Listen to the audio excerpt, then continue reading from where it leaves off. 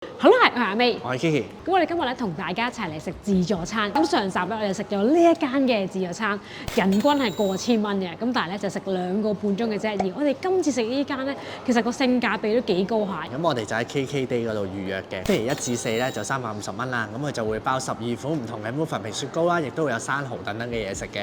咁我哋而家咧就準備上去呢一間酒店就係西環嘅萬怡酒店。個地鐵站咧都大概要行10分鐘到嘅，有少少要落斜啊。其實萬怡酒店咧就係萬豪旗下嘅姊妹酒店嚟嘅，咁佢呢條拉咧就比較親民一啲嘅，咁自助餐嚟講咧都冇 JW 嗰間咁貴嘅，咁我哋就試下呢間即係300幾蚊一餐嘅自助餐啦。我哋一入門口隔離架 lift 咧，直接上去食自助餐㗎啦，咁價錢真係好抵。中意嘅話一定記得 CLS Come Like 同 share 3個曲，記得訂閱我哋 YouTube channel 響埋鐘咧搶先睇。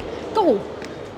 今集由 Surfshark VPN 贊助，咁有睇片咧都知道我哋已經翻咗香港啦。VPN 可以睇到唔同國家嘅影片，唔同國家地區都有唔同嘅版權咧，亦都有唔同嘅電影節目劇集嘅。除咗呢件事之外啦，咁 VPN 都可以保障網絡嘅安全，冇咁容易俾人追蹤到身份、行蹤，甚至留過啲乜嘢言。所以 VPN 係大家必須嘅工具。最重要係 Surfshark 係市面上非常之平嘅 VPN。用埋 Surfshark 最新嘅 One。我哋嘅觀眾朋友仲有額外5個月免費嘅，咁所以平均每個月咧只係要港幣20蚊，價錢係非常之抵啊！咁更新到最新嘅 Surfshark One Plus 咧，更加有額外6個月免費嘅。一個賬戶可以無限嘅裝置使用，我哋有2部 MacBook、3部電話，全部都可以用同一個賬戶嘅，而且仲有30日退款保證。如果大家有興趣，記得 click 入 info box 入邊申請啦。仲記得要輸入埋獨家優惠碼 Kiki May。好，繼續去片。 3 hours later，咁餐廳入邊咧越嚟越嘈，好似我哋今日咁樣平日，咁入座率都有成90%啊！咁我哋食完之後咧先出翻嚟講，個場咧係有100個位嘅，而位同位之間嘅距離咧係有啲近嘅。入邊嘅裝修咧係好舊式傳統啦，自助餐區嘅擺位咧係幾闊落嘅，自助餐食物嘅種類少咧係預計之內，但食物質素比想象中好。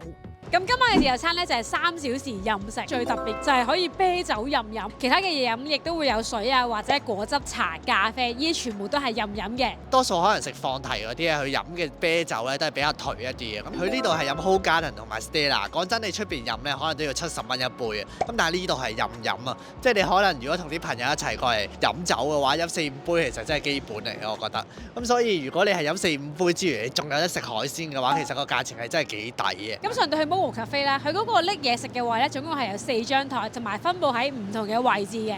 入邊咧，其實大家最中意食嘅咧，真係佢哋嘅海鮮區啊！咁分別有生蠔、長腳蟹、蝦、蜆同埋螺嘅，佢呢5款。咁入邊最受歡迎嘅當然就係即開生蠔啦，因為每人每次咧係限攞2隻啊，咁所以條隊都有啲長，咁同埋得1個人咧係負責洗蠔嘅啫，咁大家都要等下。隻蠔睇落去都大隻嘅，咁食入口咧都幾 creamy 下。喺呢個價位嘅自助餐嚟講咧，食到即開生蠔咧已經非常之唔錯。佢旁邊都會有齊晒啲汁㗎啦，譬如檸檬、Tabasco 同埋一隻醬，咁你攞嚟食生蠔咧就 perfect 嘅。之後就講下長腳蟹啦，長腳蟹咧佢都幾大條下嘅，而且 keep 住都會 refill，亦都係入邊好受歡迎嘅一款食物。咁佢哋長腳蟹都幾肥美嘅，不過咧比較可惜嘅係咧食唔到嗰種好新鮮嘅感覺，反而咧入口咧係充滿鹹味啊！食咗幾隻咧，好似係食咗成啖鹽入口咁啊！咁至於海鮮區其他嗰款蝦、蜆、螺咧，其實就比較一般一啲嘅，咁就唔食都冇乜所謂嘅。即係最緊要咧，其實去到成個海鮮區嘅亮點咧，真係嗰個生蠔。咁長腳蟹就太鹹啦，雖然係比較鹹一啲嘅，但係呢個價位嚟講咧，有呢樣嘢食已經好好啊，都要拎嚟試下。佢就冇咗麵包蟹同埋龍蝦嘅，齋食生蠔同埋長腳蟹，我覺得其實已經夠回本嘅啦。因為350蚊真係好平。出邊食一打蠔都可能要350蚊啊，何況係可以任食。咁同海鮮區一齊擺嘅咧，仲有一啲麵包啦，同埋係沙律嘅。咁佢啲選擇上咧都係比較少一啲，咁亦都唔係好吸引。就講佢哋嘅刺身區，刺身區咧總共今晚係有4款，分別有阿根廷紅蝦、紅鯛魚、筆記貝同埋三文魚，咁喺呢4款入邊咧，我就食咗2款，咁分別就係紅蝦同埋筆記貝，即係難怪佢平一啲嘅自助餐啦。你會見到咧係冇人幫你處理咗隻紅蝦嘅，即係你嗰啲蝦嘅殼啊、蝦嘅腸啊，都係要自己挑同埋自己剝嘅。呢個價錢就俾翻呢個服務你啊。咁入口紅蝦都新鮮，同埋咧係充滿咗嗰啲刺身蝦嗰啲膠質嘅。咁但係咧比較可惜一啲，真係要自己剝。咁筆記貝就正正常常啦，即係出邊平時食開嘅味道。佢壽司大概有5、6款到嘅。咁每一款咧係有一啲係火隻啦，有啲可能加咗啲青葱喺上面啦。壽司嘅 size 嘅大細係比較大件一啲嘅，佢食落去就會可能比較飽肚。我都見冇乜人拎嘅。咁然後啦，咁就講下啲熱分啦。佢大概有10款唔同嘅熱分，佢會有自助餐成日常見嘅一啲燒牛扒啊、火腿、黑椒牛柳粒等等嘅。佢嘅種類嚟講，我覺得係對比出邊係比較偏少一啲。但係好難得嘅地方係個燒牛肉咧，我覺得係非常之好食嘅。佢係好嫩紅色，都會有齊晒唔同嘅醬汁，有啲燒肉汁，亦都會有黑椒汁。咁你可以自己再加上去，可以食落去牛肉味係超濃嘅，而且我覺得佢嘅調味係啱啱好。我覺得加埋黑椒汁咁樣食，其實已經係一個好唔錯嘅燒牛肉嚟啦。如果以自助餐嚟講，我覺得佢水準都幾高。呢度咧大概係有1張半嘅台咧係擺熱分嘅，亦都係以西式食物為主啊。例如咧，佢會有廚師即製嘅意粉，或者係芝士焗蠔、燒牛肉，仲有白汁比目魚啊。咁呢一啲咧都係即係熱辣辣咁樣食啦，同埋係即係西式煮法，而唔係中式嗰一款嚟嘅。你會見到啲汁係忌廉汁、白汁、芝士、黑椒汁等等嘅。而另外一煲煲嗰啲熱分咧就係中西式都有嘅，例如紅酒燴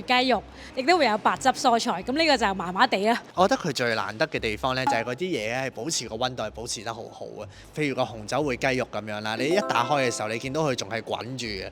呢個即係如果以自助餐嚟講，其實真係比較少見啊。多數都係 keep 住到個溫度嘅啫，但係佢係 keep 住係熱嘅。佢最特別都有個青咖喱青口，然後隔離咧佢亦都會有啲印度烤餅俾你咁樣食埋嘅。第一係個青口個味道咧，食落去你唔會覺得有任何霉味或者奇怪嘅味道啊。個青咖喱嘅口味係比較辣一啲嘅，因為大家都知嘅，如果咖喱嘅話，其實青咖喱先係最辣嘅。咁佢都 keep 到係個青咖喱係辣味係好夠，而且個青口個味道都唔錯啦。我覺得個黑椒薯仔牛柳粒都係幾好食嘅，即係佢係似大排檔嗰啲。咁當然係冇大排檔嗰啲啱啱整俾你咁好食啦。咁但係佢都係有嗰種嘅味道啦。咁而且咧，佢有一款咧係叫做蟹子蟹肉炒飯啊。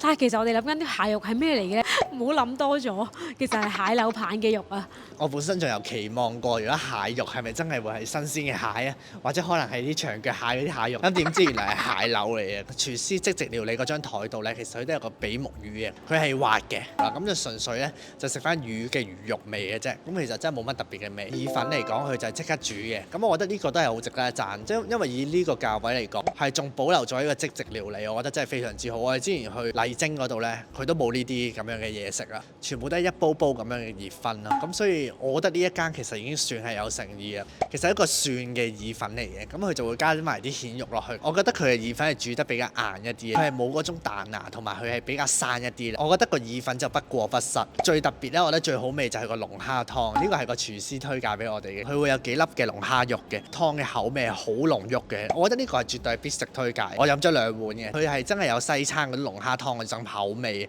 加上有啲龍蝦肉咧，我覺得係幾值得食。之後佢其實仲有一個 ribs 嘅，咁但係個 ribs 咧我就覺得佢係有陣雪藏味嘅，唔係幾好食嘅。咁可能食翻燒牛肉會比較好一啲。咁而入邊咧有一樣嘢我覺得幾好食嘅咧，就係嗰個風乾火腿啊！你仲可以配埋佢之後甜品區，譬如西瓜、蜜瓜一齊食咧，就更加之好食啦！呢款咧都係好值得食嘅。佢個風乾火腿咧食係好有油分，我覺得係幾好食嘅。